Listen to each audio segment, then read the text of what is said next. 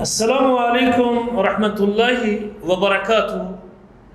الحمد للہ رب العالمین والعاقبۃ للمتقین والصلاة والسلام علی سیدنا وحبیبنا محمد وعلی آلہ وصحبہ اجمعین۔ گرامی قدر بھائیوں اور لائق احترام ساتھیوں، اللہ تعالیٰ نے مجھے اور آپ کو اپنی بندگی اور عبادت کے لیے پیدا کیا ہے۔ وہ رب بڑا مہربان ہے۔ اگر کوئی شخص ایک بالش اس کے قریب ہوتا ہے تو وہ ایک ہاتھ اپنے بندے کے قریب ہوتا ہے۔ اگر کوئی ایک ہاتھ اپنے رب کے قریب ہوتا ہے تو وہ ایک بازو کے برابر اپنے بندے کی طرف آتا ہے، اور اگر کوئی چل کے اپنے رب کی طرف آتا ہے تو رب بھاگ کر اس کے استقبال کرتا ہے، بھاگ کر اس کا استقبال کرتا ہے۔ وہ بڑا مہربان ہے، بعض کا چھوٹے سے عمل میں بہت بڑا اجر عطا کر دیتے ہیں۔ صحیح بخاری میں امام بخاری رحمہ اللہ نے ایک حدیث حضرت ابو ہریرہ رضی اللہ تعالی عنہ کے حوالے سے نقل کی ہے۔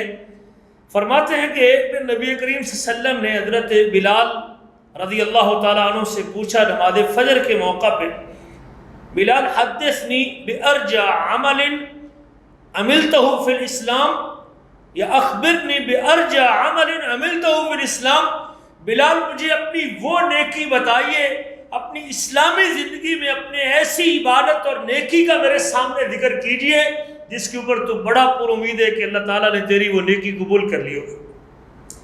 فإنی سمعت دف نعلیک بین یدی فی الجنہ، میں نے تیرے قدموں کی چاپ اپنے آگے جنت میں سنی ہے۔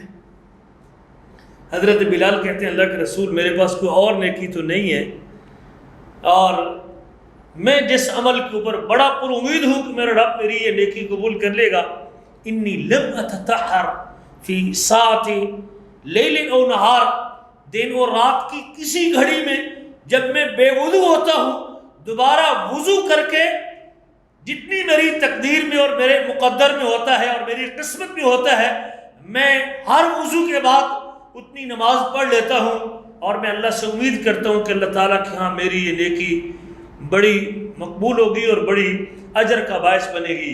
بعض کا عمل چھوٹا ہوتا ہے اور اللہ اجر زیادہ عطا کرتے ہیں۔ اللہ سے دعا ہے کہ اللہ ہمیں بھی ایسی نیکیوں کو اختیار کرنے اور اپنانے کی توفیق نصیب فرمائے۔